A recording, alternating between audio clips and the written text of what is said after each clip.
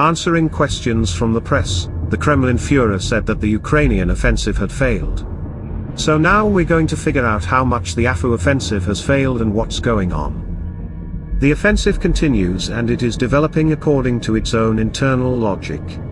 The Ukrainians are now moving in diverging directions from Robotino, along the defense line. They have found themselves in the interpositional space, which is the distance of space between the defense lines. There are few minefields there, because the defending enemy forces need to maneuver between the defense lines.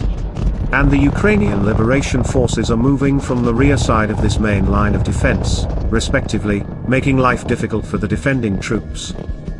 And the fact that the Russians have transferred an entire airborne division from the Lyman-Kupinsk direction, which is supposedly promising for them, indicates that the Ukrainian offensive has not failed after all. If it has failed, then it has stopped. If it has stopped, why move reserves from the direction where you are supposedly going to succeed? So, despite the bravura statements of the Kremlin Führer, Russian war correspondents write quite different things.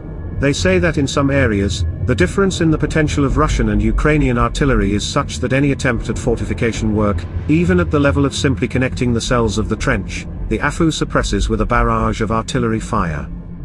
Also, the AFU are using cluster munitions to affect the enemy's minefields, and Russian sappers are unable to restore them due to heavy artillery fire.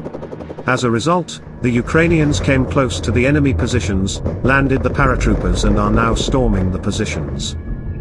The Ukrainians have been very much on the move after receiving cluster munitions.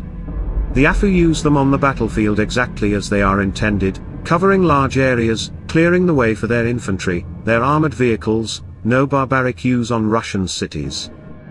Yes, Russian artillery can reach the front line, trying to interfere with Ukrainian infantry and Ukrainian armored vehicles. But this is not a counter-battery fight, it cannot reach Ukrainian artillery. And now the Ukrainians expect the US partners to give them M26 cluster missiles for the HIMARS.